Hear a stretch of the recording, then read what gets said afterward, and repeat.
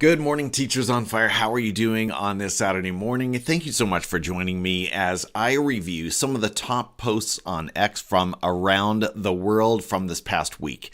What is warming our hearts, sparking our thinking, and igniting our professional practice? Let's get right into it with some of the heartwarming stuff, shall we? I found this post from @TeacherGoals, and I thought it was pretty funny and maybe might give us a few chuckles as we start off this week's show. They said, scare a teacher with 4 words. Scare a teacher with 4 words seems kind of appropriate for the month of October, and particularly as we just taught on a Friday the 13th. Dr. C. Tennyson says, "You're moving classrooms today." And she goes on to say, "This happened to me the day before students arrived one year." Wow, that would be a tough 4 words to hear. Absolutely.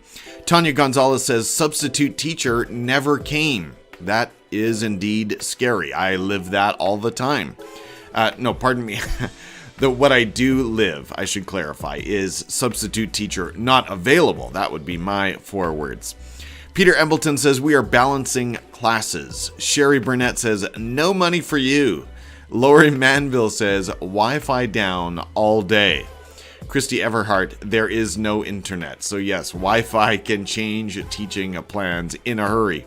Desmond Hasty says, "Parent-teacher conference Thursday." Jennifer Gates says, "No supply teacher available." There we go. She feels my pain. And your prep is canceled. Dr. Erica Garcia says, $5 for jeans. That's a reference to, unfortunately, some schools do this where they ask teachers to pay a donation in order to be allowed to wear jeans. Hobbs says, "Principal wants to talk. Parent-teacher conference requested. Funding for arts cut." Let's look at a few more. Dr. Catherine Suk says, "There are no subs." Kate says, "Grades are due tomorrow." Melissa D, "Is this for marks?" Oh, the dreaded "is this for marks" question. Got to give that a like. Thank you so much, teachers, for engaging with that post from @TeacherGoals. Let's go into some more positive, or not more positive, maybe perhaps a little more affirming kind of content from Dr. Brad Johnson. He says, "Teachers, never take for granted a leader who makes you feel supported, encouraged, and appreciated. Let them know you appreciate them too." Thank you so much, Dr. Brad Johnson. And he adds the hashtag National Principals Month. And I wasn't aware that it is National Principals Month, but thank you, Dr. Brad Johnson, for this reminder not to take our leaders for granted. So on that note, I want to shout out my principal, Andrea Weeb. Thank you, Andrea, for doing all of these things so well. You support and encourage and appreciate me. Just yesterday, it happened to be my birthday. And so Andrea ordered in the largest chicken sandwich I have ever seen. And that was an unexpected blessing. So thanks again, Andrea, for that. Let your leaders know that you appreciate them. Okay, moving on to the next post. This one is close to my heart as well in a pedagogical sense. Jason Kennedy, who happens to be a writer on the Teachers on Fire magazine at medium.com. That's a Medium publication. Ask me if you are interested in learning more about that. But Jason says, how to change? Let me try that again. Okay, this is point number 2 of how to change from teaching to learning. There we go. Instead of posting a learning target out of compliance, try putting the target to use, letting it drive the convos with learners before the learning of the day, the feedback around the task, and the progress discovered when class ends. All right, so some context here. Learning targets, I am convinced, are incredibly powerful. They are incredibly important. They drive the learning. They drive our instructional decisions. They allow students to see what the goal of the learning is. Why are we doing this is kind of always answered when the learning target is established and present in the classroom. But there definitely are some teachers or educators out there who critique learning targets and this practice of using learning targets from the perspective that they are a waste of time. They are this empty procedural ritual that we are asked to do, and they amount to nothing, and learning targets by themselves don't create learning. Well, I would agree with all of that, and there's a lot that can be said that I won't get into right now. But suffice it to say, they can be an empty ritual if you're leaving it there.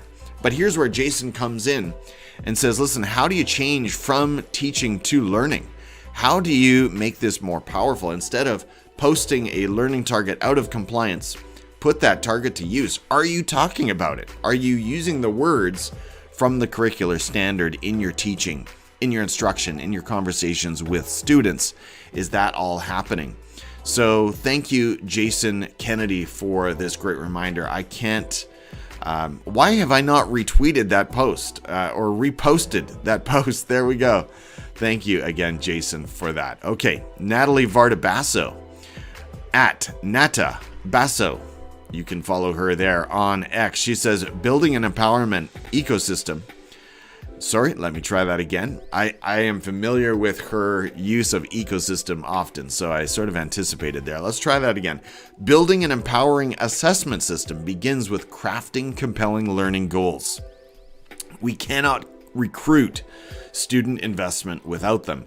Assessment was meant to be a process where we sit beside each other as learners, so we need something worthwhile to talk about.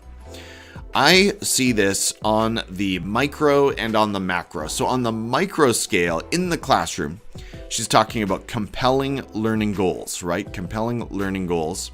And I think absolutely that goes back to what Jason Kennedy was just talking about. We need learning targets that are established, they're identified, and they're compelling. So we've made the case that these learning targets actually matter to the students and to their growth, to their future, to their learning journey as they make their way through K-12. So that's one thing. On the micro, in the classroom, we need to make the learning targets compelling. But I was also thinking about the macro. As an education community, what are we doing to make the learning compelling on the macro as well? Traditionally, what this has looked like is the reason you work hard, students, is because you want to get the good grades. And you want to get the good grades so you can win the scholarships, so you can make your way into college and university, so you can make more good grades there, so you can move into the corporate world, get that high-paying salary, and move on with a prosperous life. That dream or that pathway is changing. We know it's changing. We know that college and university degrees are not delivering the way that they used to. We know that the entrepreneurial pathways that are forming all the time are offering students more powerful options than ever before. And of course, the internet and the gig economy and all of that is changing the landscape of just what is available and what is valuable to learners. So we have to create a better narrative, a better compelling argument, if you will, for students than simply saying, get good grades, get the good job. What on the macro level, across all of our classrooms and across all of our school systems, why are we doing this? Why are we doing this? Why is it important? Right? We need to make that case. One more thought on this. I so appreciate here in the Canadian province of British Columbia, this reliance, this emphasis on the core competencies. And you can see them here. Maybe I'll zoom in a little bit more for the YouTube viewers. If you're listening to the podcast, I'll do my best. But the core competencies exist from K to 12. These are relevant at every grade level. They are important at every grade level. They are taught and integrated at every grade level. And they are communication, creative thinking, critical thinking, positive personal and cultural identity, personal awareness and responsibility, social responsibility. So again, we are not just in the classroom to do some learning that is going to be one more stepping stone to college and university. It's actually bigger than that. It's better than that. We are growing whole people.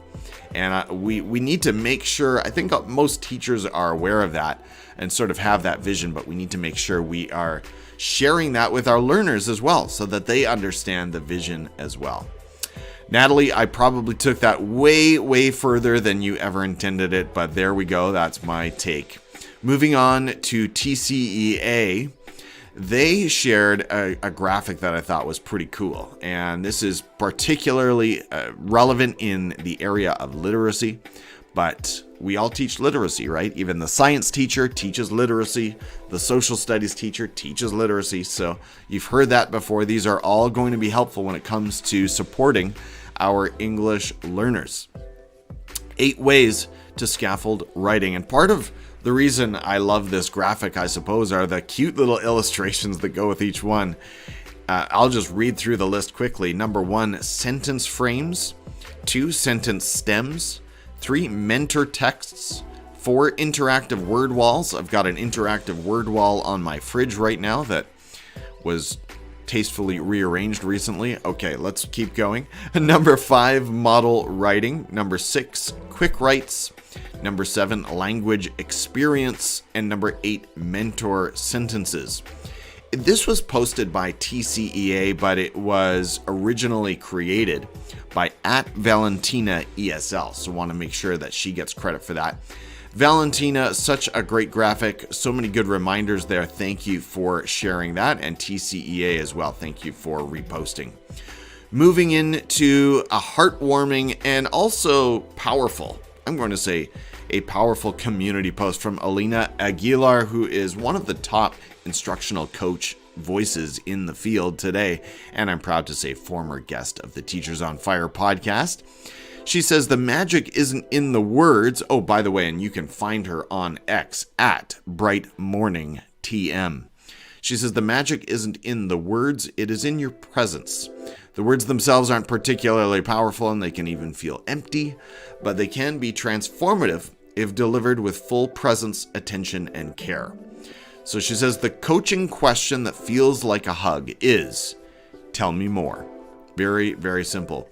But I was thinking about that in terms of whether you are an administrator working with teachers or you're a teacher working with students, you can always say, tell me more. You can invite more conversation. You can signal interest and investment in the conversation, in the person.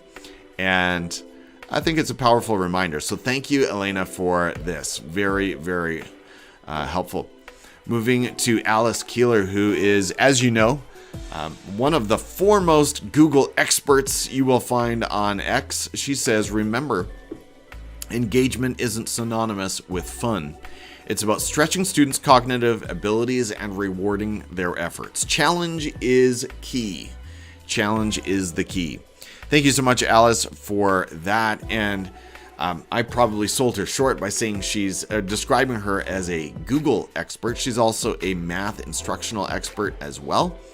And frankly, so many more hats. She wears a lot of them. But I like this point that engagement isn't synonymous with fun.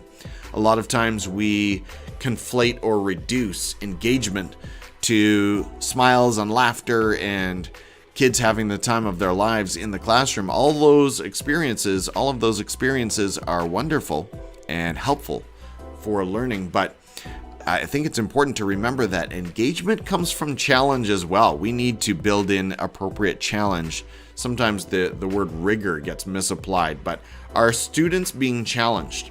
Are they being stretched a little bit, pushed in their thinking, and maybe having to apply some cognitive strain, let's say, for lack of a better term? Productive struggle. There's the term that I was looking for. Are they having to engage in some productive struggle to master the skill or the competency in question?